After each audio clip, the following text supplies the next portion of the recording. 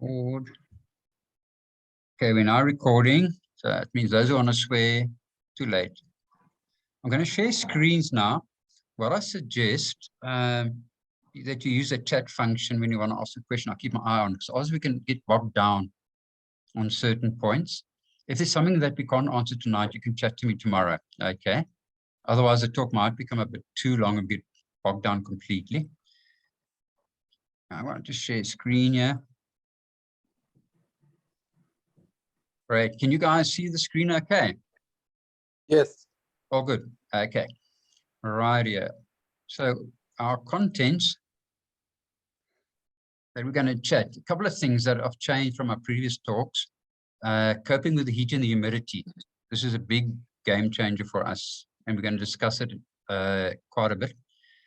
The best plan for most of you, this excluding the silver medalists, using a run-walk strategy. Sorry, I just want to admit another run into the group. Here we go. Then we're going to chat about your battle plan, the things that you need to keep in mind to get you through the 90 Ks. We'll have a look at the route profile. And I know you're starting to stress about the last week and so on. And I know some of you are already having nightmares and dreaming about it, like Kimmy and so on. So we'll chat about your last week, your last day, the last night. Sounds like you're going to the gallows, eh? The last morning, the morning of the race. Basically, all of those things where things can go wrong, we're going to chat about. Then we're going to chat about the two other important things, keeping your fuel tank full on the run and how to cope with things like cramps, etc. on the run. Then we'll have a section just actually the race itself, race profile, a bit of a breakdown if we have time on what to expect for those who are not sure. And we'll chat a little about post-Comrades, because there is life after Comrades, believe it or not. There. That's your profile. I think most of you by now are pretty familiar with it. No real shocks there. I'm going to show you a more scary profile just now. This one looks like it's a down run. On the other profile, you're going to see it's up, down, the whole bloody way. Okay. It's not as easy as it actually looks.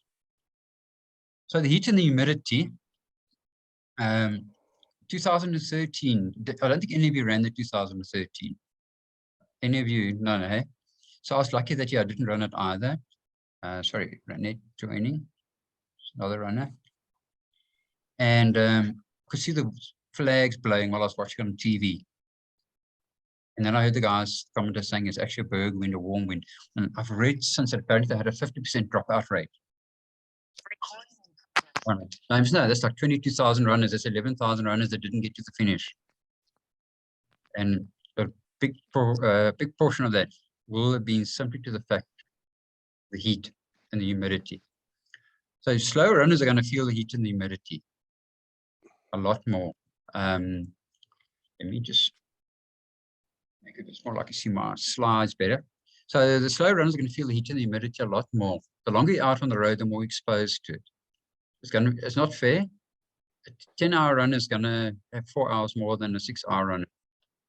And at the worst of the heat and the humidity, 11-hour, 12-hour, the same thing.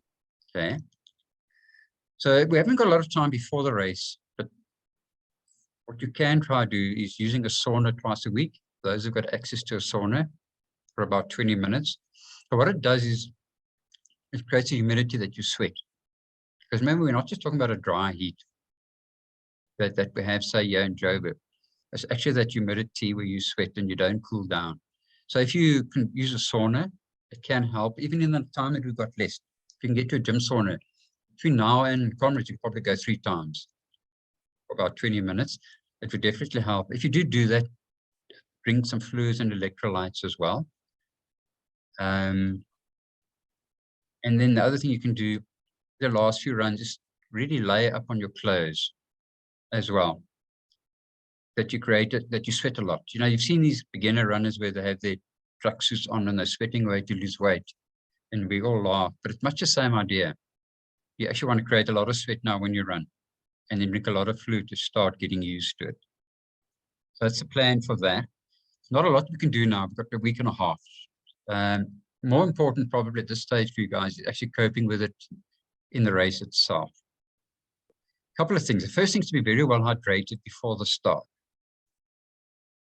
and be prepared then that you are going to have a pit stop somewhere. It's harder, I know, for the ladies, but you actually need to be well hydrated. I was reading a very interesting book a little while ago, the medical doctor for the Sky team. Bradley Wiggins was winning Tour de France. Chris Froome was sort of up and coming. He made them drink a 500 ml, a half-liter juice on the bus on the way to the start to get properly topped up.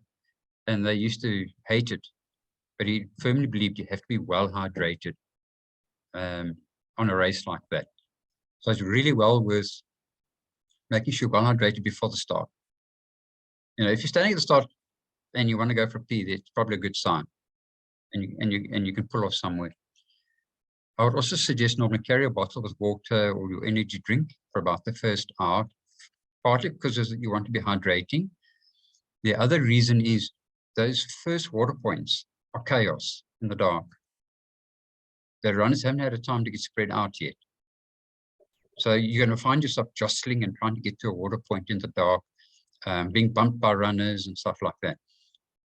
I actually don't try and drink at a water point for the first hour. I put on my little bottle, stay in the middle of the road, stay out of trouble, avoid the water points for the first hour or so. And it works well. That way you know you'll hydrate as well. Because it's very easy to go out and actually forget to drink as well. I know you guys have heard of electrolyte capsules and that I often speak about it. Rehydrate is very good, but it's hard to carry. But some of you I know that I've spoken to are using it. Otherwise, you could have electrolyte capsules where you take 1 an hour. You can even go up to 2 an hour if it's really, really hot. Yeah, I'm going to see. Okay. Nicola is saying, can she use electrolytes? She's never used them. Yeah, you know, Nicola, it's not risky at all, hey? It's not like taking a new type of energy gel. You can definitely use electrolytes, not a problem. And you could even, if you want to try it just in the day, take 1 or 2 with water, just get used to it before the race. It won't affect you. All electrolytes are is it's sodium and potassium and so on. It's salt. It's not going to be a problem for you. So you can definitely, I tend to use hammer electrolytes, little capsules, put them into a bank bag, very light to carry, and you take 1 out every hour or so. If you've got rehydrate, to me, that's even better, but it's hard to carry. As it's in a powder form. Some people do use it. Another thing runners often don't think of, all those sponges on ice, it's going to save you.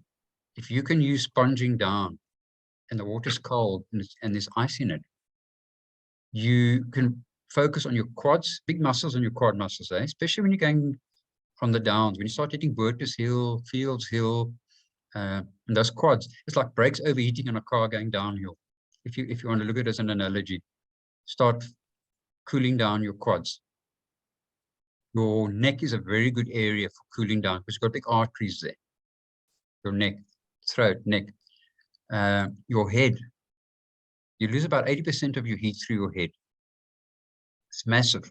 So if you're wearing a closed cap, you're going to overheat because the heat's trapped, it's not escaping.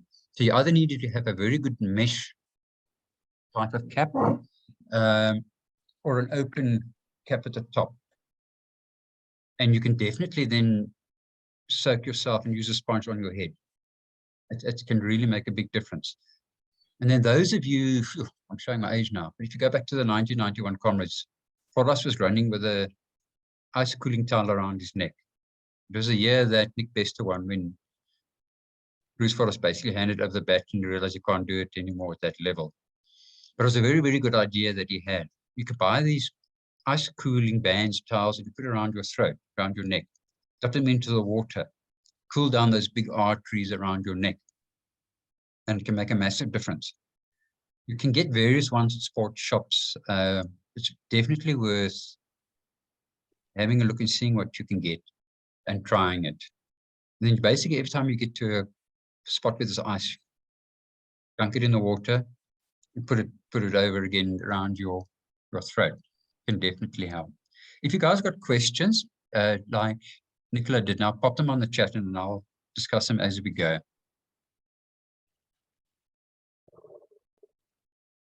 And now we come to the big one. And it's a question I have from a lot of runners, how to do a run walk strategy and how to do it.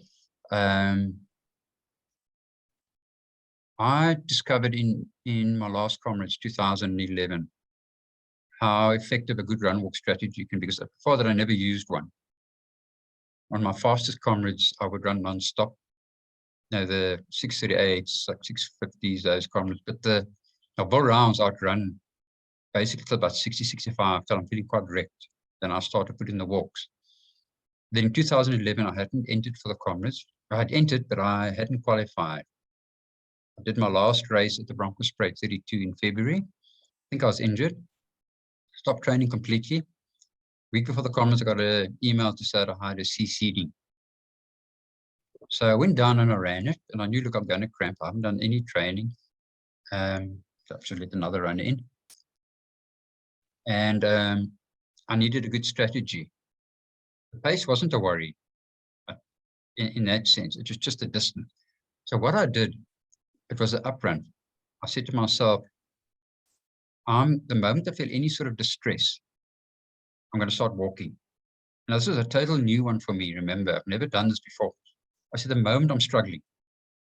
And my first time that I started breathing hard was the uprun, remember, was at Fieldsville, which is about 20 Ks, which is early, unless you've gone out way too quick. And I was really putting a little walk up Fieldsville, up Worters Hill. I went to the half and bull round pace. First cramp started in Chunga.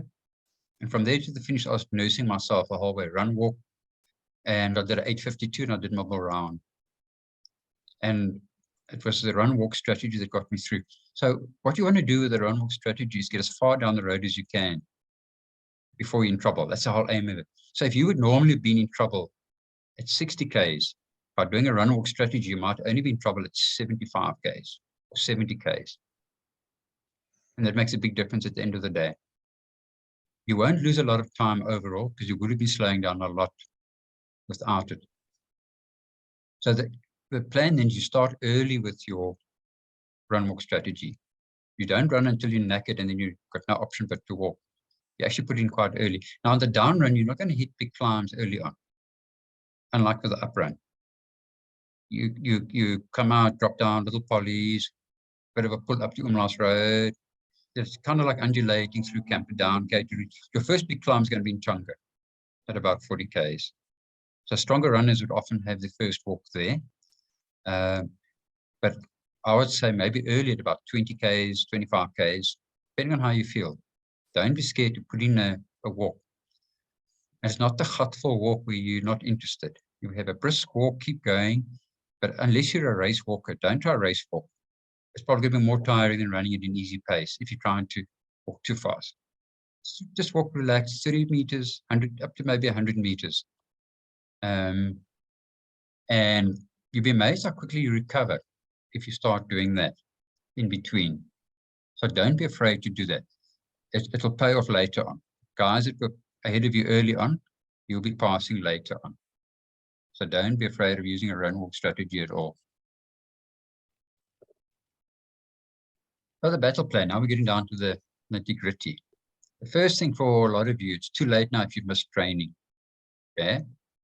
Just live with it. Move on. It is what it is. You've put in good training and no one's had an ideal, okay, here again, does walk in the water tables count? Yeah. So good question, Nicola, coming back to that. I would normally say my first walks would be on a hill and the water points, because it actually makes sense if you put walks at some of the water points, because you're often slowing down in any case to drink and take stuff from the tables. So I would try and basically never to not walk between the water tables unless I'm really, really buggered. Okay, so you're tapering now. Longest runs we can be about 8 to 12 Ks. It's too late to try and put in a big run now. There's going to be zero benefit. You're not going to get fitter now. There's more risk somebody will do too much than too little now. All you want to do now is keep ticking over. If you've been sick or if you've got a niggling injury, you can still rest up this week and then do some light running next week just to get loosened up again. But the big training's done. It's now a mind game from now. We're onto the mind phase of it now. Don't get sick, but hard to avoid that.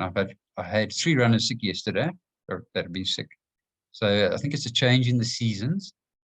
If you do get sick, act promptly. Try and get a vitamin B injection, vitamin balm, to the doctor. Don't run through it. Because if you're running when you're sick, you actually slow down the healing process and it takes longer to get well. So avoid getting sick. Have a goal time. I also have plan A, B, and C. If you only have a plan A and things blow up in your face, you might just bail. I can give you myself as an example. In 1991, I was actually early in the year, I was in very good shape. I came third at the long-term 50K from Saab to Leiden, 2 minutes behind the winner, and I beat Jeff and Lesotho, who won the Comrades the next year. Then I had ITP and I couldn't train. And I started training 2-3 weeks for Comrades in a panic and went into the race, and I was sore legs early on, early. It was horrible.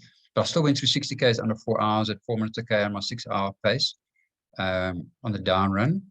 I was coming into Pinetown and I was so hotful. I sat down on a barrier. That was nice. I could feel the sun on my shoulders, runners coming by. And I had the misfortune at that very moment. Bailey's bus stopped. He said, "You want to get in?" And I jumped in.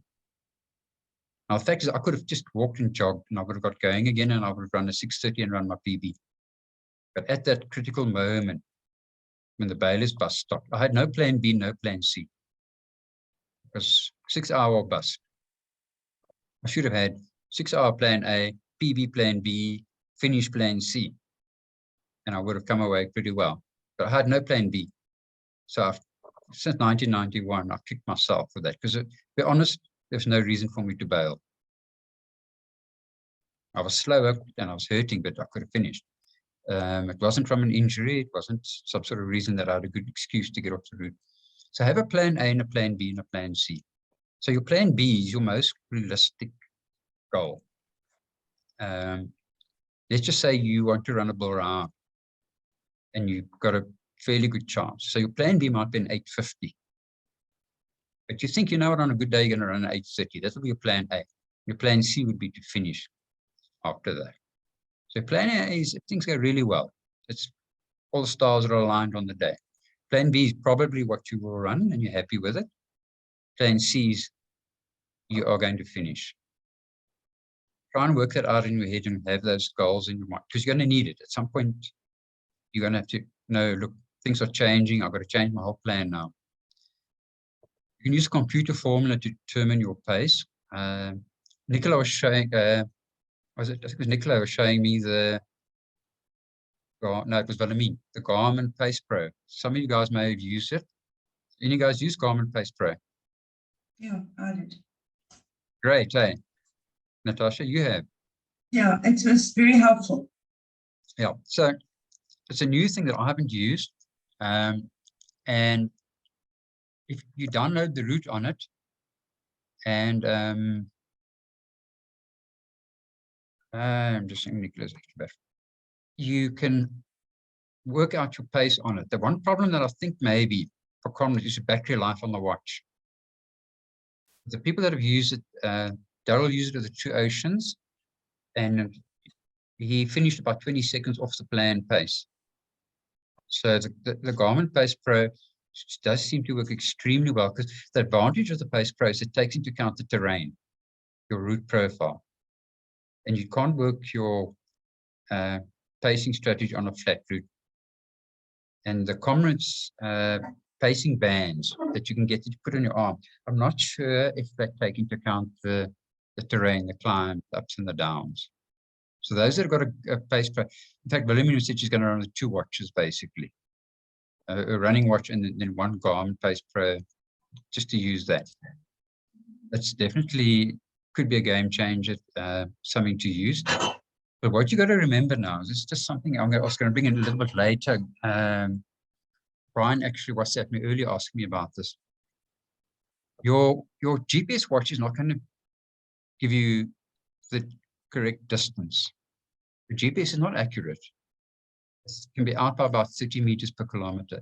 So if you're running in Comrades very close to 90 Ks, your GPS watch might tell you at the end you've done 92. And you haven't done 92. You might have gone wide corners. Basically, your GPS is not 100% accurate. So you're going to have to trust the markers. So your Garmin Pace Pro could be a problem with that, because it's working on its GPS, and it might not at some point agree with your actual race markers. So just keep that in mind. At the end of the day, you've got to trust the race markers when you use it. We are going to chat about the race markers a little bit later, but nobody's used the Garmin Pace Pro on Comrades.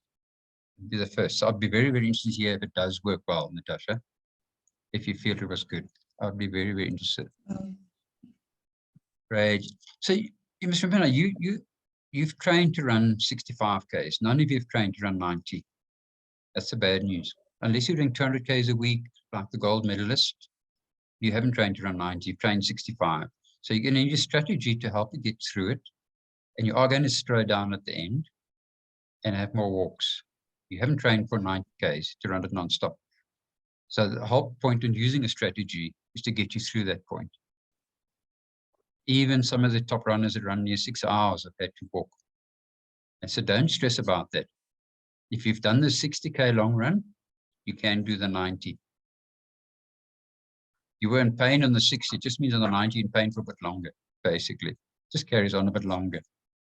So the halfway mark, it's not a Drummond. It's not the time to think, oh, I'm at the halfway. Halfway mark in Comrades is about 60 Ks. This last city is going to feel like an entire half. It's the same as with a marathon. So the halfway mark in a marathon isn't at 21, it's at about 28 Ks. So you're going to go through the halfway mark at Drummond, possibly feeling still strong, and the whole world has changed by the time you get to 60.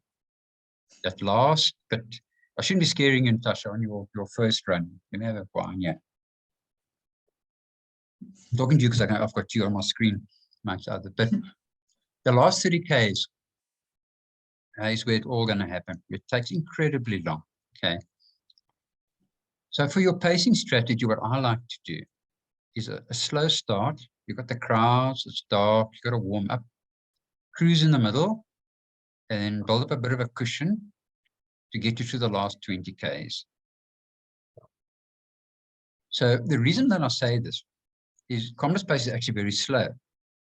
Your limiting factor on the Comrades is not your oxygen needs or anything like that. Coming from Joburg to Durban is not actually no benefit in terms of the altitude, because the pace is too slow. Your limiting factor is not oxygen uptake at all. It's leg damage, muscle damage. That's your biggest thing. So because the pace is actually relatively slow, it means that you can run the first half normally a little bit quicker than your planned race pace for most of us, and it's still feel quite slow. So you can go through the half up to about 10 minutes quicker than your average pace. And you won't stop immediately. You're not going to get to the half and say, okay, now I'm going to slow down. You'll probably carry on to about 60, by which time you've got maybe 15 minutes in hand. Enough so that you can slow down by a minute a kilometer over the last 15 Ks. So that you've got that cushion. And it's possible to run a negative split if you go very slow in the first half. But then often what happens is your overall time might be slower because you had to go extremely slow in the first half. So you want to find that balance where it's very hard, especially those of you who are worrying about cutoffs. And if you're just making the cutoffs, it's better to have a little bit of time in hand. Your pacing buses that you've got, it's also a conversation I've had with a few of you. I don't like them early on in the run. They take over the road, you end up running someone else's pace. They may run quicker when you don't want to run quicker, slower when you want to run faster. But where it is handy, when you're in the last 20 Ks or so, and you're feeling wrecked, and you need help, and the bus comes past, your 11-hour bus or whatever, then you jump in. And they can sing an hurrah, and they'll get you to the finish. And you don't have to think. You just got to hang in, stay with the crowd, and you'll get to the finish. As long as the bus driver does his job, you'll get to the finish. So use the buses later on, but then the crowds are smaller as well. Then they can work very well. If you're on a 9-hour or 8-hour bus, 10 or 11 or a 12, then then it's a great at the end. Okay, but early on, I tend to avoid them, run my own race. Right, I spoke about the GPS. Now remember, Comrades is the only race that I know where the markers are in reverse, and it freaks you out. 1 kilometer off the race is going to say, okay, great, you've got 8Ks to go, 87, 86. And it makes it very, very hard to do your maths when you're doing that, because everything's in reverse. It's only when you get down to like the last 20 Ks and you can, in your head, think, okay, 10 Ks to go, 8 Ks to go, and so on. But once you get to that point, you're close enough. So that is where having your pacing chart or something can be quite handy to take away that thinking when you're tired and trying to do the maths. Yeah, so it is one of the things that you must take note of. I spoke to somebody this week and I said, know your reason why. Why are you running the Comrades? And you better have a damn good reason, because you're going to get to a point where you're not sure what you're there for. It's probably going to be 65, 70 Ks, maybe 75. And I can tell you now, if your only reason to say you can tick it off your bucket list, if that's your reason, it's probably not going to be enough to get you to the finish. You need a good reason. And normally it's an emotional one. I know I've got some runners. Kimmy's running for her father. She's done Comrades before. But you need something outside of it. You need a reason for running. You got to find your why. Why are you doing the Comrades? It sounds very corny, but trust me, when you get to 70 Ks, 80 Ks, bailing's going to seem a hell of a lot nicer option at that point. You really, really need to have a reason and think to yourself why you want to do it. And it varies from runner to runner and will vary from year to year. Single most important rule that you must please take home with you. Just the one, keep moving. Don't stop unless it's a medical problem where your legs rub or something, because that clock's not going to stop ticking. You got to keep moving. But you'll be amazed how much time you lose when you come to standstill. So keep moving. I've seen it. Runners get a water point and they stop and they chat. You don't. You take your water and you keep walking through it, and then you jog again. And you keep moving. Very, very important.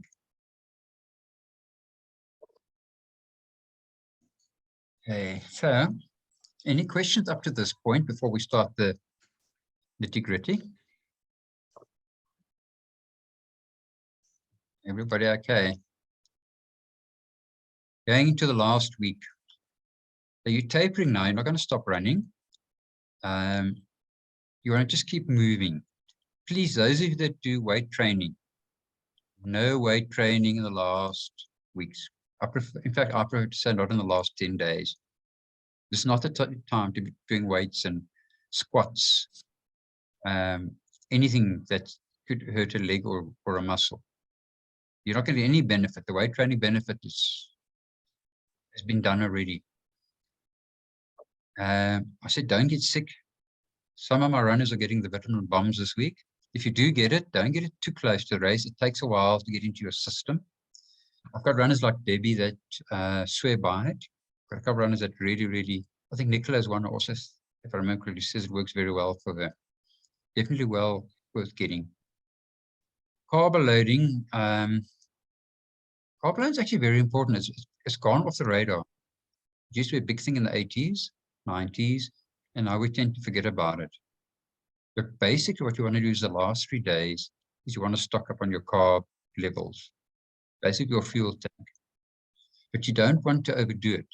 There's a big risk of overdoing. In my day in the 80s, we sort of meant you could eat anything you want, donuts, cake, and it was a load of rubbish. Yeah, we don't want that. So you want to eat well, have balanced meals, get your carbs from your potatoes, your veggies, stuff like that. And then what you can do is supplement it with a high carb drink, either carb loader or something. maybe take 500 mils of it a day, just to top up. Remember, you're really cutting back on the running, which means your body will already start loading up just from that alone. So you don't want to overdo it. You don't want to do what I did in, I think it was about, gosh, 98 or somewhere. I don't know how I had this thing, but I was drinking 2 liters of carb load a day for the last 3 days. More is better, nah. And I flew down in the morning. I couldn't eat the morning before the race. I booked supper out to go and eat, flew down on my own. I couldn't eat. I literally sat there the night before Comrades and I couldn't eat. I sat in the restaurant with this big plate of rice and stuff, and I ate nothing because I was so full of this damn carb load, and I had a horrendous run. They said, don't. More isn't necessarily better. About 500 mils a day for the 3 days. Try to stick to stuff that you're used to as well. You want to rest Thursday and Friday normally, the 2 days. Saturday, if you're feeling great, do a night light 20-minute, 15-minute jog to loosen up. If your legs have been tired and sore all week, then skip the jog. Then Saturday becomes an additional rest day. You're not going to get fitter. But if you're feeling a little, it helps just for the twitters, feeling a little edgy, you've been sitting around all week, go out and just jog a little bit for about 15, 20 minutes. Driving the route is great if you can do it. It's a great way of scaring you. And being scared is the best way to run Comrades. Comrades doesn't go to the brave, it goes to those that are scared. But you don't want to drive the route the day before the Comrades either, because it's actually very tiring sitting in the car, which makes you wonder what it's like when you run it. I know, but you don't actually want to drive it the day before. Okay, stay off your feet the day before. If you haven't had a chance, don't worry about it. Make a checklist. I'm the guy that in 1987, I was the sponsored runner, and they flew me down the day before Comrades, the afternoon before. Checked into the hotel and discovered I had one running shoe the night before Comrades. I ended up phoning a friend in Durban who was an ex-Nelspruit runner, borrowing a pair of shoes, old shoes that were sized too big, and running Comrades with it. And it made like you can't believe. Now I tell the guys, if you're flying down, wear your shoes on the airplane. Make sure you've got your shoes. It's one of those things that can really spoil your day. So make your checklist. Make sure you've got your gels, your drinks, your sunblock, socks, running clothes, Imodiums, something warm for the start, something for afterwards. Don't be like I did in 1991, when the year that I told you about that I failed. I went down with some friends, a guy and his girlfriend, and the plan was that they were going to pick me up at the finish and we were going to go down to the south coast. And we had been sharing a place. Got to the finish and I had my little vest on, I had no money, I had no cell phone. And Cobus didn't arrive. Remember, I got there before Bruce Fordyce because I failed. And eventually it was getting dark and the people walking out. I was freezing and I was hungry. And I saw a runner that I knew, actually was a coach with a runner from Nelspruit. I said to me, Johan, no, I'm in Durban, I've got nothing, and I'm in my running vest and my shorts. Took me home, back to Nelspruit. And the guy, he'd bailed the halfway mark, and he said he forgot about me, and he went back down to the south coast. So there I was, basically, at the finish, and I had nothing. There's a good note from Natasha. I ran the route a few weeks ago. There are a lot of potholes now on the road, especially around Cater Reach. Be careful in the dark. I almost wiped out. Thanks, Natasha. Speaking of Cater Reach, quickly, I'm just going to jump around a little bit here, but I was speaking to Kimmy today, who flew in from New Zealand. So I had coffee with her this morning. She's here. There's apparently some, Natasha might know, apparently they're expecting very difficult access around Cater Reach Camperdown. There's some sort of problem there. I don't know if you've heard of something. Yes, I have. What's happened is they're busy with roadworks, okay? And the roadworks are very, very bad. So there will be no spectators from the start up until Cato Reach. Cato Reach is the first time that cars are allowed to park. Or Gosh, spectators are allowed. Thanks. So that's going to be chaos at Cato Reach. Yeah. That's going to be chaos. That's a bad one because Camperdown, Cato Reach, you're too big. spectator points. And the roads are very narrow, and there's a tremendous amount of road equipment. You know, they're busy fixing it. So you've got these caterpillars and things standing around. But the potholes, Neville, are very, very, very bad at Cato Ridge. And they're like huge. In the road itself. In the road itself. So just be careful, especially the early parts of the race, if it's going to be dark and you can't see much. I almost fell into a pothole. So it's very easy to trip and hurt your ankle or something. So that was a takeaway from that.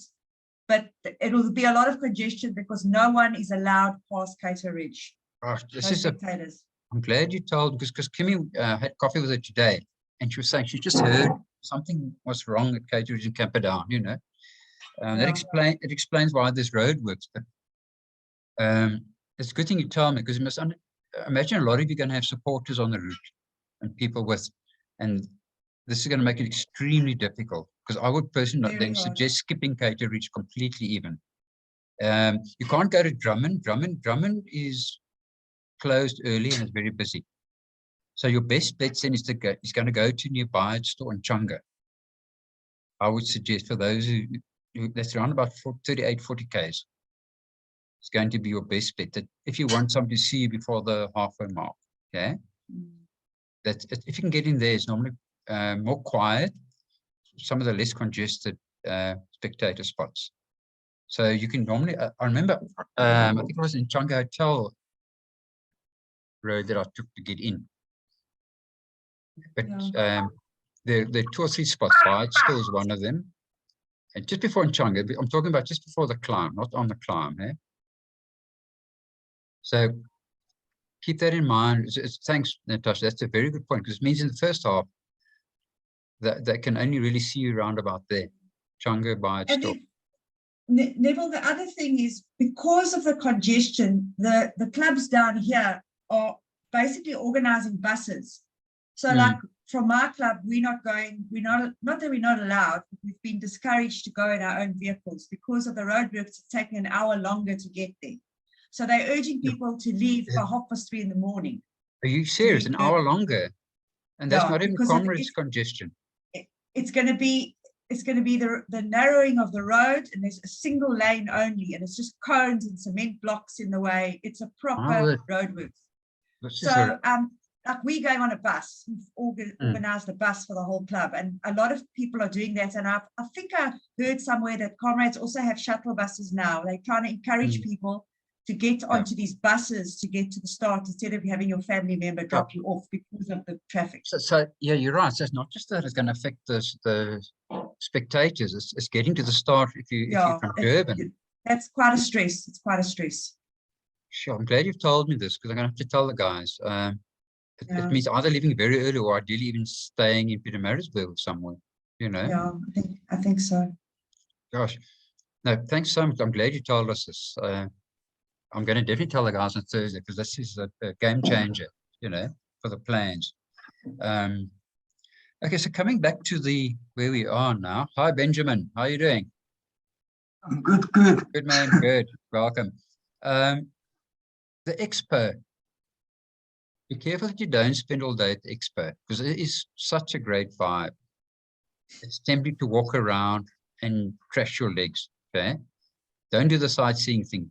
Get your number, buy maybe something, and get the hell out of the expo. Often the expo's quietest time is the day before Comrades, towards the afternoon, when most people have already registered. I've been to both Durban and Pietermaritzburg expos for registering. Pietermaritzburg is by far the quietest. You're in and out quickly. It's great because it's got the museum. Doesn't have the vibe that Durban's got. Okay, so, but if you're going to Durban, you need to allow for quite an amount of time. You're not going to rush in and get it. You're probably going to have big queues, unless you're a green number person, etc. Like I am, but I haven't used it.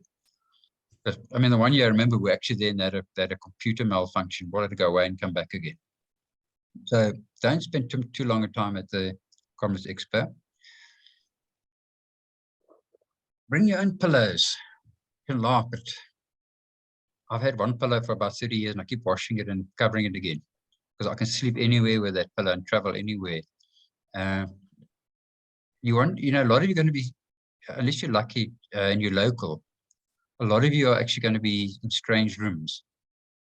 You need to try and sleep well. So little things like bringing your own pillows and things that you normally have, try to make it so that you're comfortable and you are at home. Okay. Careful of hitting the beach. This happens to us Gauteng. We get down there, the sun's shining, get sunburned, we get sand on our toenails. Don't want to run Comrades with sunburn. It's just not pleasant at all. So the training plan, this is more for the guys that I'm giving the talk to, because you all have your plan. And it's basically exactly pretty much the same for all of you. So we don't really need to go into that. Basically, this weekend's a short run. There's no need to do big run. It's not going to help you. You're just ticking over now. If you've a light interval session, and again, if you're struggling with the injury, we skip the interval. It's not, you don't have to do it. The main thing is to be ticking over. If you've got an injury, like Natasha, for instance, who's been struggling with an injury now, and we're counting the days, hey? How's your mental state at the moment, Natasha? No, I'm ready to jump off the roof. Yeah, so yeah, it's great anguish. Look, luckily it's not next week. If it was next week this time, I'd be worrying. Okay, this week I'm not worried yet. It's too soon to panic. Yeah. That's what the physio said. Yeah. There was a very good book by Gordon Forbes, tennis player, called A Handful of Summers. Now, I'm not a tennis player, but it was an all-time brilliant book. And he was an African player. He played doubles Wimbledon tennis in the 50s. And his teammate was a Jewish guy who was quite a character. And they were playing doubles at Wimbledon, and they were playing crap. They was not going well. And Gordon Forbes kept freaking out. And then his mate would come over to him and say, "It's too soon to panic, Gordon. I will tell you when it's time to panic." When they got to the last set, he walked over to Gordon and said, "Gordon, it's time to panic." Okay. I'll tell you when it's time to panic, Natasha. It's not yet. Okay. Not yet. But what you can do, coming back about us, about the light runs, is if you get light massaging to keep your muscles supple, light foam rolling, but not hard foam rolling. It's quite a lot that you can do. Because you're really doing a bit of the indoor bike, eh? Yeah, me, yes. Yeah, so that's already helping a lot. If you do a lot of cycling, remember it tightens up the hamstrings. So it's good to stretch the I'm going to run tomorrow, Nev. I'm going to run tomorrow. Okay, so tomorrow you're going to go. So I'm just looking at traveling on Wednesday, can I do line jog on Thursday? Yeah. So that would be that. But Joe's asking, but he's coming from India, so he's got long traveling on Wednesday. Can you do light jog on Thursday? Yeah. You know what, but Joe, you coming off the airplane, a light jog would be fine, eh? No problem at all. Sorry, come back to you, Natasha. So you want to run tomorrow, eh? Yeah, the physio said I must run 5Ks tomorrow to see how it feels. Okay, let's do as the physio says. And then you know what she really told me? Okay. She said, put your big girl panties on and go run. I like her. I was going to tell you to take a teaspoon of cement. She said, there's nothing wrong with you. Okay, so she's got attitude, eh? But yeah, let's see how it goes. You know, it also happens, and I'm not saying this just for you. I've been in this as well. We're at the point where we overanalyze everything. If you cough, you think you're sick. And often a lot of these things disappear once you're on the start line, you know, but we've got to be cautious. Because as I said, the fact that you're aware of your foot means it's not quite right yet. You know, you shouldn't actually be aware of it. Okay, so you're not overreacting. So let's move on to the day before and the longest night. That morning before, Comrades, try sleep in if you can. Stay off your feet that day. Everything you've done, unless you're going to the expo, everything you've done, the sightseeing, etc. That's not the day to be running around, shopping, etc., etc. just try and relax. The time's going to go by incredibly slowly the day before. It's horrible. I think I hate the most of the day before the night before Comrades. It's almost a relief when you get up the next morning and things are going to happen at last. It goes by incredibly slowly. Make sure you plan your race logistics. I don't know about you guys, but when I look at that Comrades map with all the spectator points and all the road closures, I actually can't even understand it. So bloody complicated. Work out things like your transport to the start, to the finish, where you're going to get family, know the layout of the finish, where your club tent's going to be. Because at the end, I can tell you now, you're going to be knackered. And you're going to be trying to find your club tent. And it's quite tiring.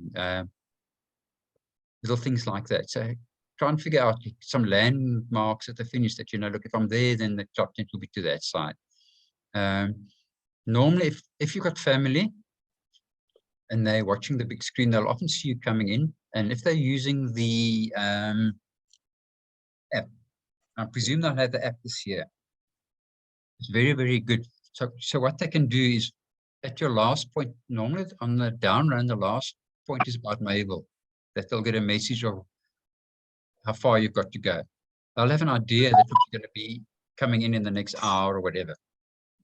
That they start getting ready. Sorry, Natasha, you can go. I just also want to say, when I heard club tents, none of the club tents are allowed inside the stadium this year. All the tents are on the field outside.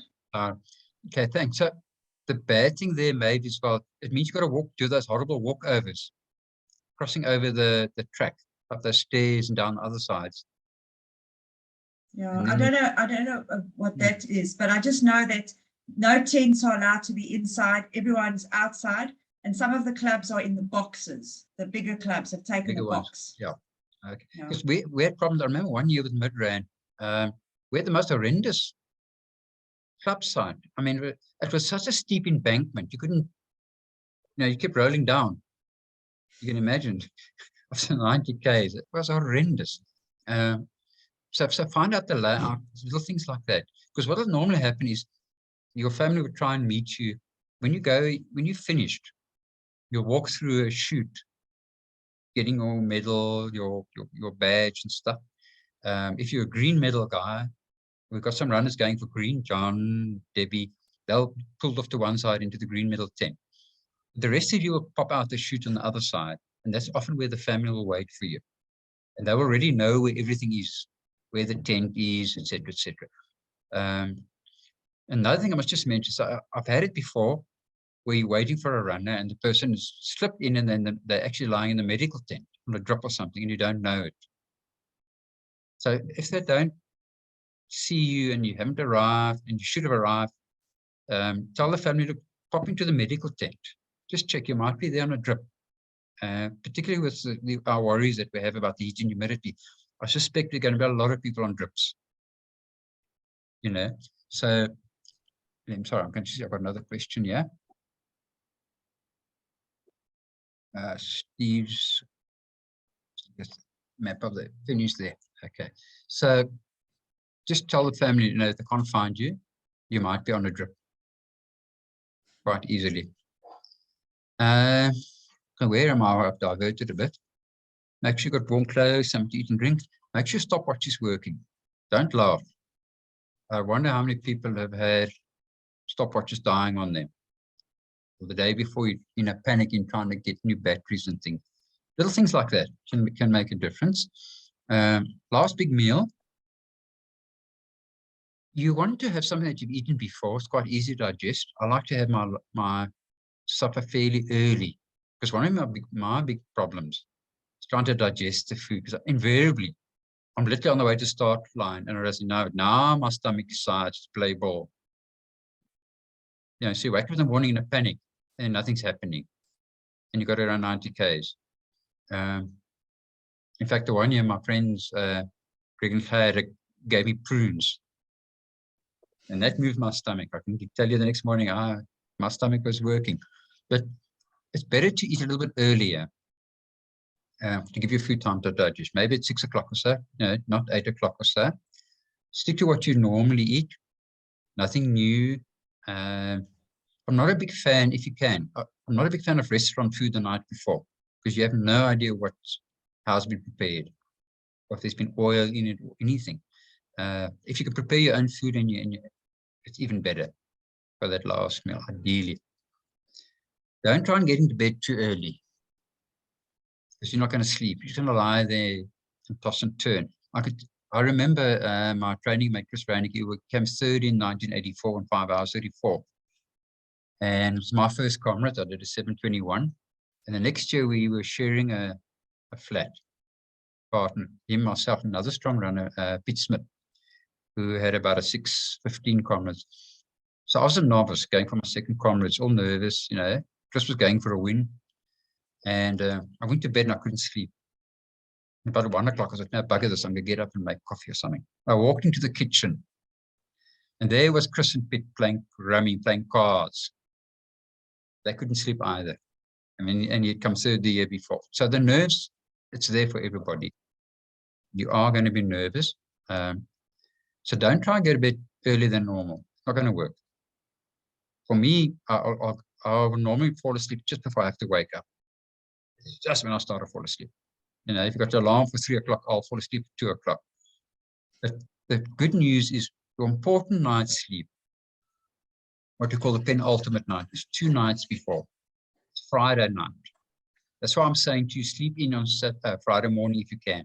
Saturday morning, sorry. Because the Saturday night, I can guarantee you're not going to sleep well. You've really got a very, very early start. And it sounds even worse. Listen to Natasha with the roadworks. You're going to have a horrendously early start. You're not going to sleep well. So the night before is actually the night to try and have a good night's sleep. So if you sleep in that morning, normally, you know, if you say you sleep in, it means you're not going to sleep well the next night. But I wouldn't worry. Get that sleep if you can the night before, 2 nights before. So it would be the Friday night. You're going to get up very, very early. I think you all know that. You don't want to be rushing to the start in a panic. You need time to get to the loop, time to figure out the start, finding your seeding pens. Nothing worse than you're on the wrong side, you can't get in. You know, if you're like an H seed runner and you're at the A batch and you're trying to find your spot, then you're going to struggle. So get there early. Normally what the best is you get is for people to drop off and go, unless you're lucky with parking, basically. They're often going to have to drop and go and sort of say hi and bye, especially because people will have to be going very, very early. Okay. Now, keeping your fuel tank full. Cramps, fatigue, all the nasties. So the carb loading we spoke about, it's going to help you to stock up. Cutting back on the training is going to help the body to carb load. Morning of the race, you are going to take something light because you want to top up again. I think most of you have probably done that already with your long runs. So you're going to replicate what you did on your 50s, 56K runs, etc. You're going to do the same sort of thing. For me, it would normally be something like a bowl of oats or toast with peanut butter and honey, whatever you use. It'll be something light. The normal rule is 60 grams of carbs per hour. It's very hard to get that in. But you're not going to be just burning carbs, you're going to be burning some fat as well. If you think about one gel is about 22 grams of carbs. Nobody can take 3 gels in an hour and survive. So you're probably going to be taking about, for me, if I'm running, if I'm taking gels and I'm running to tables, I'll take a gel about every 40 minutes, 45 minutes, and the rest I'm drinking at the tables, basically. That would work for me. Have a bottle of your favorite energy drink with you at the start that we covered. Don't drink it till it's too late, which again we covered. Now, the other good thing to remember, your body likes to take small amounts frequently. It's better to be drinking and sipping water constantly, small amounts, than you take nothing for an hour, then you hit yourself with 500 mils of energy drink or water. Better to take little bit, and you can absorb it. The other thing is, if you can have it, if it's cold, you've probably seen, if you're at a race with the water points and the water is warm, how horrible it is. The body doesn't absorb warm water very well. So if you can get chilled water, it's even better. Some of you still talk about my jungle juice, my big secret juice that is so amazing. And all it actually is it's a high carb drink mixed with rehydrate and a whole lot of ice. And it's probably the most potent energy drink you can get. It's extremely, extremely good. If you've got people at certain points for you where you can pick up a bottle, I would suggest you get a 500 ml bottle from them with your high carb, rehydrate powder, ice in it, and you run it with it in your hand and you sip it till it's finished and you dump it at a water point. It's brilliant, absolutely the best. Okay, so if you can get something like that, because it's a long run, you can also try taking some protein and fat. So the protein is, we break down muscle with the running. Protein doesn't give you energy. It's not going to let you run faster, but it will help a little bit for the leg damage. The fat you will burn. We have a large amount of fat. Honestly, most of us haven't got a problem, but you can take in some extra fats. So there's no problem with taking later on. Some of the runners that I know, especially the trail runners, they'll take things like butternut and stuff like that. Nuts and stuff.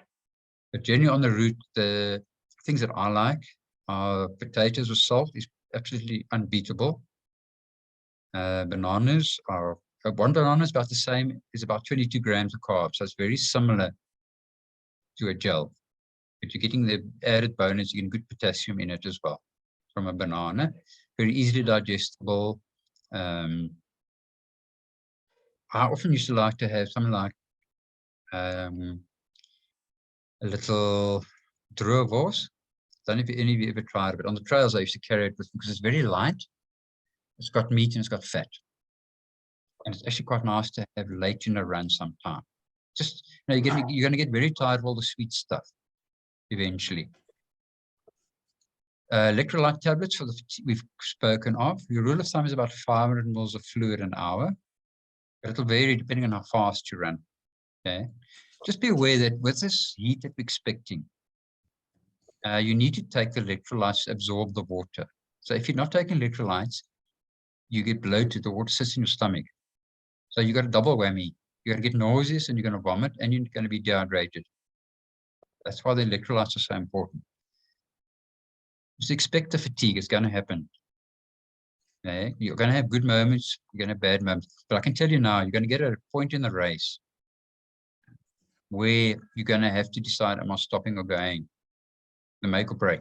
It's going to happen to every runner. At some point, it will be at a different point for each runner where you're going to make that decision. Don't get a shock when it happens to you. It's normal. But if you push through it, you are going to be fine. Okay?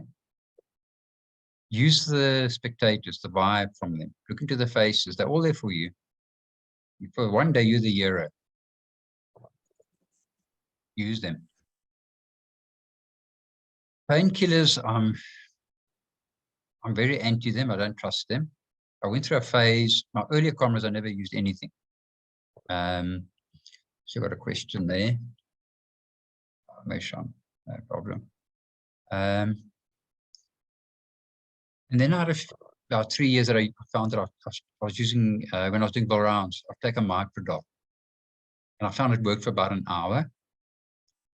And then I swore off them. In my last Comrades, I said, I'm taking nothing. I'd rather suffer a little bit than damage my kidneys or something like that. So I swore and I said, but I know if I carry microdol, I will use it. Because when I'm in pain, I haven't got that mental strength to say I'm not going to have it. So it was just simply I don't have it. But a lot of runners are using things like that. You've got to be very careful. If it's a hot day, now this is where, particularly with the run this year. If it's a cool day and there's no problem with dehydration, you might get microdol may be minimal damage, drinking a lot of water, even though I don't like it. But if it's a hot day and you're dehydrating, and you're taking things like microdol, spasmin, and some people take probably even worse stuff. That can really, really damage your kidneys. And a lot of people end up in the kidney machines after Comrades You hear about me 3-4 days later, they're still linked up to the machine. And I can tell you now, it's not just from dehydration, it's probably because they were taking stuff as well. So really don't go that route. It's actually just not worth it. Your health's not worth it. Don't wish the day away. I've had this so much, I just want to get to the finish line. But actually it's your day. Enjoy the day. You're going to have ups and downs, but that's why you're there. You're making memories. It's going to be an amazing experience. I mean, the vibe this year, after 2 years of COVID, I think it's going to be amazing. So those of you who are tear jerkers, you're all going to be crying. I can guarantee you, male and female. It's going to be amazing. Hey.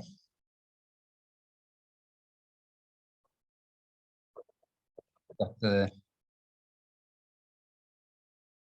route profile. There you go. Can you guys see it quite clearly? If you look at this one, you'll see this is actually very, very hilly with a lot of climbing as well, even though it's a down run. The big climbs that I want you to be aware of, okay? Some of it looks worse than it is. So can you see me moving the cursor here?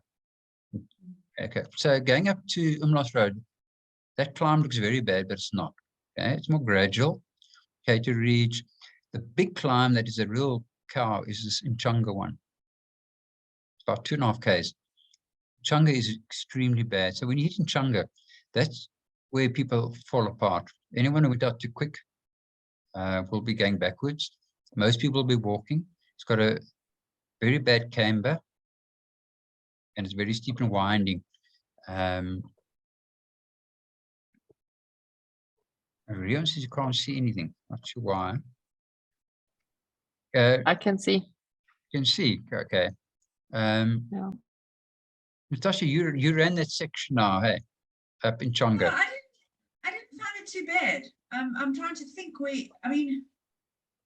My legs were quite fresh because we started at Cato Ridge, but I found the Cato Ridge to Alveston Road fine. Yeah. But you know what? I think Big difference, eh, my girl?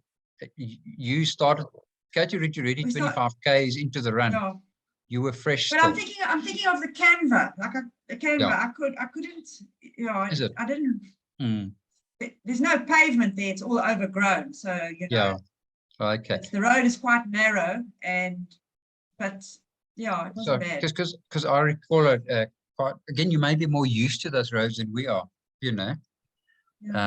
So I have to see somebody else asking a question. Okay. And Nicholas saying That's just me. Dial in again. Yeah. You may be more used to it. Then after Nchanga, you've got that big drop down to Drummond.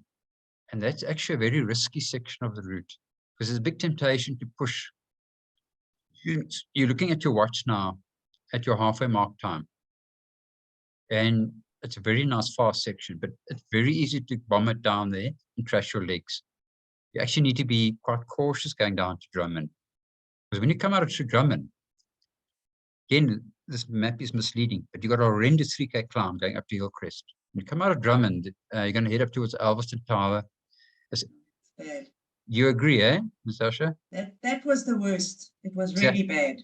And it's a no-name hill. There is actually not even listed as a hill on the Comrades route. It is one of the worst pulls on the race.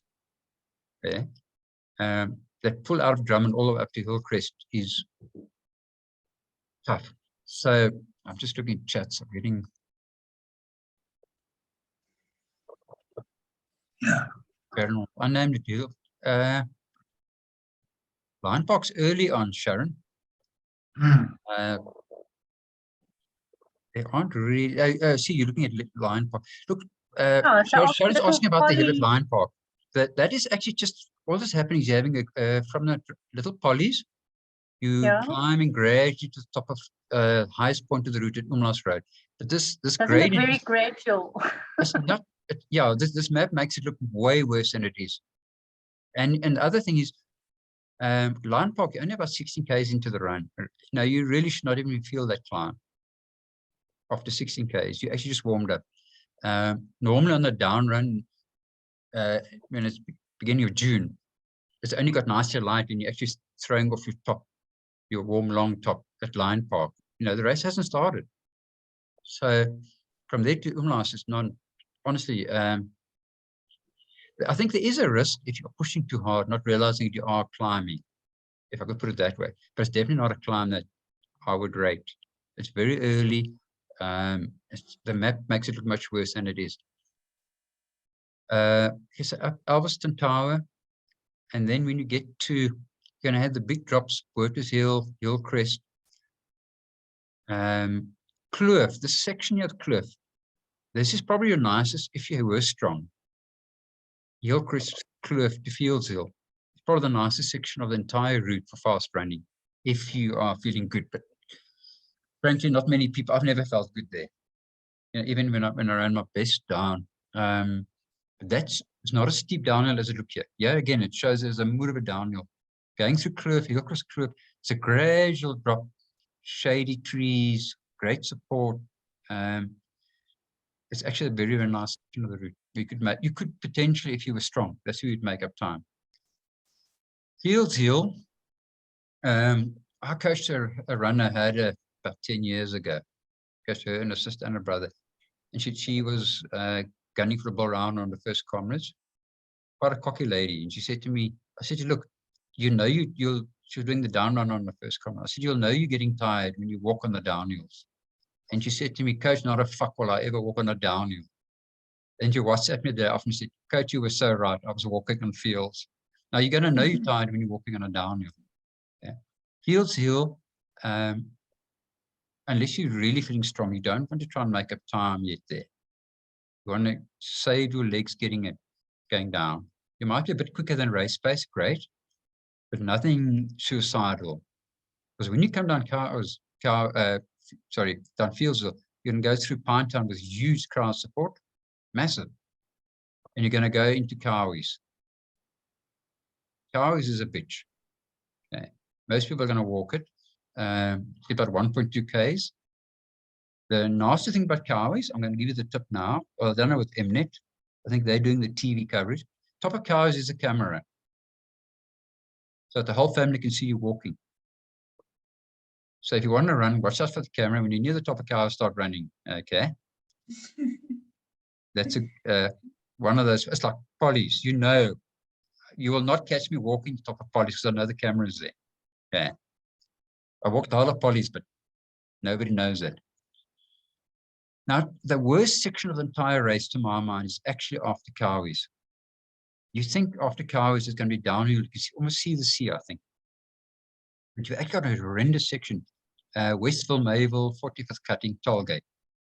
It's up and down and it's a horrible hills. You're tired. It's extremely mentally tough. So don't think you can bomb it there or be surprised that it's hard. But once you get past Tollgate, 45th Cutting, and you onto the highway towards the finish, the work's over. The highway is gentle. The downside is you don't have the crowd support that you've had before there. You'll see them only when on the bridges over as you run under. But it's easier on the legs and you're heading into the finish now. Then you know you are actually almost home and dry. Great. I'm not going to get into more detail into it because we're now actually on an hour, 10 minutes. It's giving an idea of time-wise. What I will be doing is sharing this. I will be adjusting the thing as well. And what I will be doing is before Comrades, chatting to each of you in any case. Okay. Because every one of you got individual worries and strengths and weaknesses and stuff. So I will be chatting. Any feedback on what I should add or drop, welcome to send to me as well. I really appreciate that. I'm going to close the stop share so I can see all you guys. I've only been able to see Natasha and Benjamin through all the talk. Since I've been looking, that's why I picked on you, Natasha. Couldn't see everybody. Great. Are there any random questions? Steve, you've been quiet today. Last time you were full of questions. Are you still there? No, all good, Coach. Just taking it all in. You're all good. Okay. Sharon, you okay there? Yeah, I'm a bit nervous, but yeah, okay. Look, I'd be worried if you weren't nervous, okay? I would Look, be it's very the fifth worried. one, so one would think you're used to it, but no. Yeah, Yeah. the nerves is normal. It's how you cope with it that's important. Okay, that you don't let it mess with your mind too much. Every runner is nervous now. I'd be worried if you're not nervous because it means that you don't take it seriously. So it's quite normal to be okay. But you got to also have this be fatalistic. You got to be a bit oriental now and say to yourself, you know what, it's out of your control now. What's going to happen is going to happen. So that's not worrying about it. Yeah. Yeah, there's not a lot more we can do now. We can mess things up by over worrying, over stressing, running too much. We can do more harm than good at this stage. Okay. And I mean, you are one of our, well, a couple of you have had huge setbacks in the build-up, and you bounced back very nice.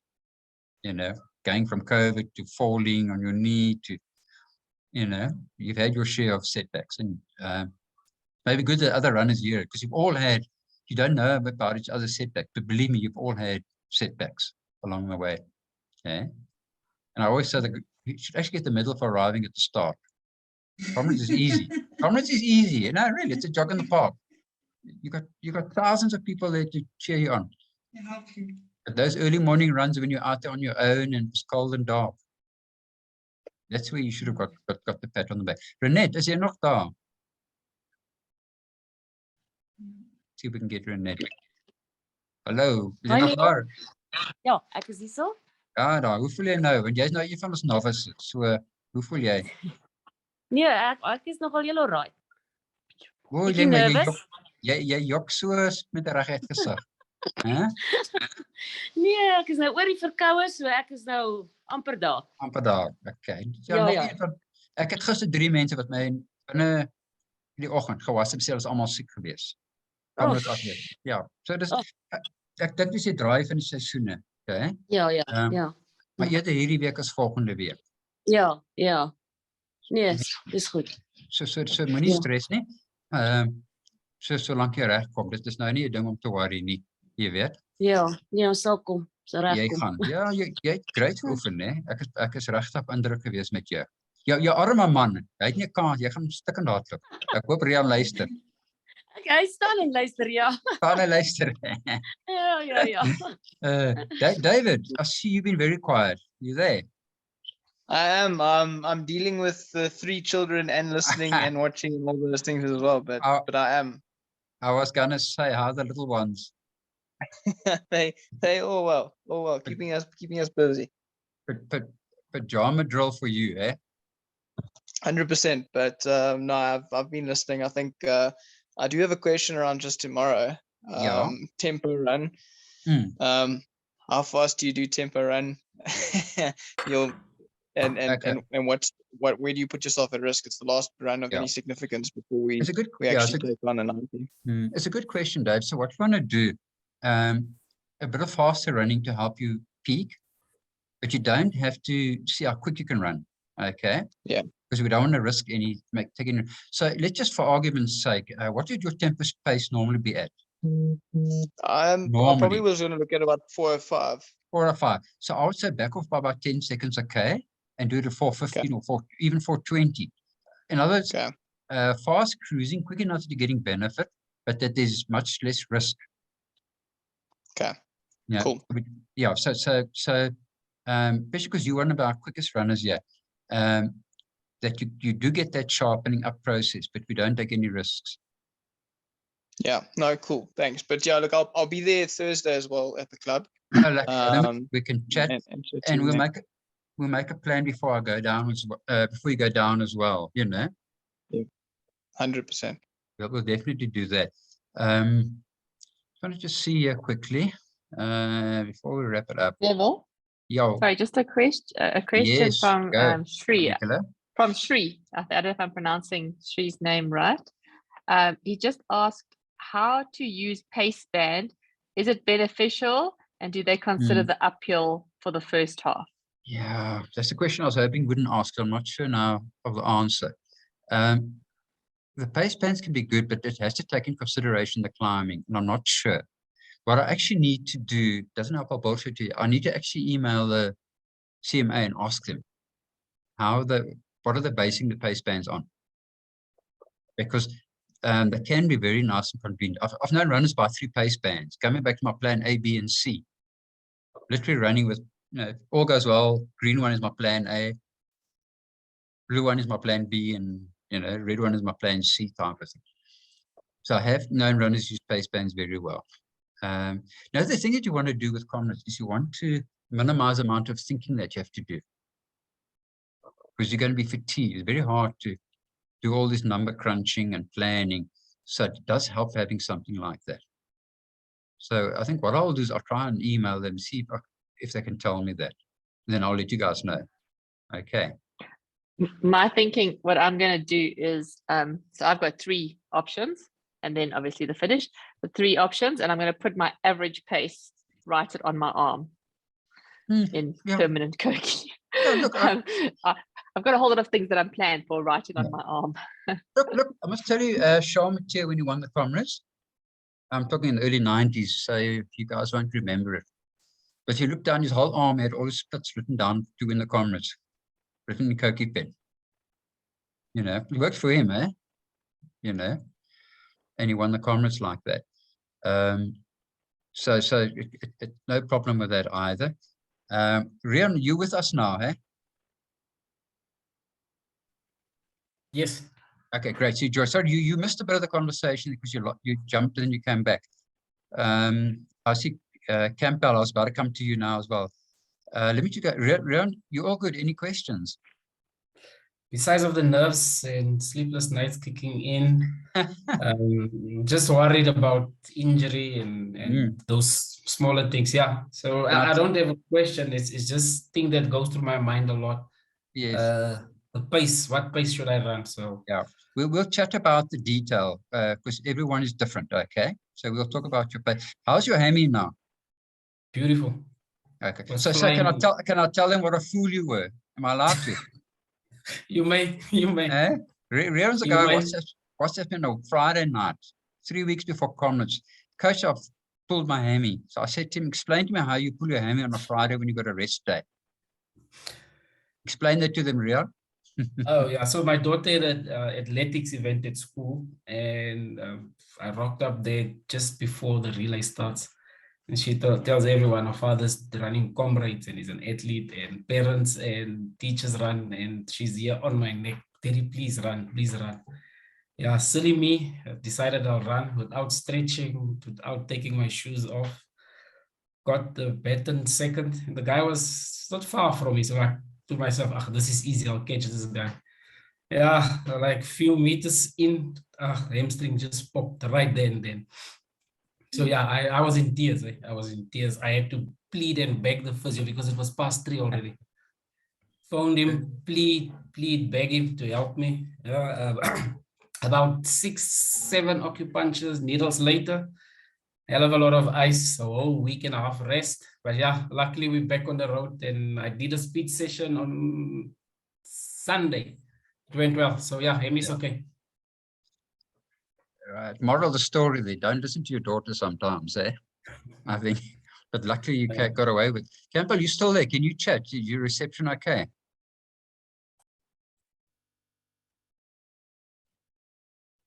Let's see. Try unmute. Yeah, no, I should be okay, the reception. Probably in the next 8 minutes or so, the lights will go out. Right, do you live in where do you live in South Africa? Yeah, I in Germiston. Yeah, Shame. so yeah. No, we used to the load shedding, yeah. My word. But great to have you. Are you going to make it for the talk on Thursday still? I'm still trying to, yeah. I just got to look at work commitments first. Great. Be great if you can. Yeah. Absolutely awesome. Great if you can. Just to put most of the other guys at rest, their mind at rest. I'm going for my 15th Comrades, and I'm still nervous. There you go. So I think that says it all. In fact, you're probably more nervous than them because you know what to expect and how bad it is. Correct, yeah. Great. Benjamin, anything from you? I know you got a new watch now today. So you got your new Garmin watch now, I see, eh? Yes. Good man. Yeah. I'm gonna check it out today. So yeah. But no, I'm not threatened about Comrade now. It's not in my mind at the moment. So I'll see it next. It can happen on the day. So for now, it's not in my mind. So yeah, that's why I'm just relaxed and yeah, I'm just normal at the moment. I'm not threatened too much because I did it before. So I know the route in my back of my mind. So I know my plan. Great. Also, we'll chat before then as well. I've chatted to everybody that's with us here. Travel down safe. I'll still be chatting to you all from time to time. Neville, can I ask just one question quick? Yes, David, sure. Just around shoes. So I took your advice in terms of getting a pair of shoes, which I did my long run in. Great. And look, that being my first run in those shoes, I did develop a little bit of a hot spot on my big toe. It didn't really blister per se, but it was definitely going to turn and start. Did you use the inners from old shoes or run with the inners that are on the new shoes? No, I ran with the inners on the new shoes. Okay, so what I often advise the guys is with a new shoe, if you're not sure, or if you get a hot spot, is to use inners from older shoes where you don't, because it's actually from the inner, it's not the shoe. Yes, yes. I just wanted to check with a question on that though, is that if I ran the last sort of and wore those shoes a bit more now in the lead up, would that assist in terms of getting that molding right on the foot and help on the day if I ran with those same inners? Or would you still suggest changing the inners? You know, it might help. The problem now is mental. You're going to be worrying about this. Yeah. So if it was me, I think I would ditch the inner and not take a chance. Okay. Because there's nothing worse than a hot spot under the feet or nothing like the Comrades. It can be horrendous. Yeah. Okay. Cool. I think, look, the fact that you got away at 60 Ks with only a hot spot, I mean, it didn't develop into blisters, eh? It didn't get to that point. No. It's quite good. No. Of a new shoe, you know? No, 100%. Look, I mean, it as I said, it didn't translate into anything. You know, one day's rest, back on to running the next day, but it was hundreds. There wasn't any issues. But then I did go back to the other pair of shoes. Problem is down run is actually particularly hard on things like hot spots with all that down running. So you know, you're more inclined to you're more likely to get a hot spot and blisters are the down Comrades than the up. So we need to actually be ultra careful with your shoes. I would say stick with the old sole. That you don't have to worry about it mentally. You know, I hope this works. You're not going to shoot me afterwards, but that's what I would do if it was me. You know, and you don't take any chances with gear on Comrades at all. Yeah. Okay. You know, unless you've got somebody on the route that you can swap shoes or got inners, you know, but that's other than that. And I can tell you a story about a shoe change. We haven't got time now that we did once for a runner. But other than that, you don't take chances with shoes. Okay. Cool. Thanks, Neville. Great. Great. Any last question before we say goodbye? All good. Thanks for coming, guys. We'll be chatting all the time in the last week and so. Great. Nicola, do you saying goodbye or were you asking something? Okay, that's a royal wave. I'm going to end the recording now. Thanks, everyone. There we Bye. go.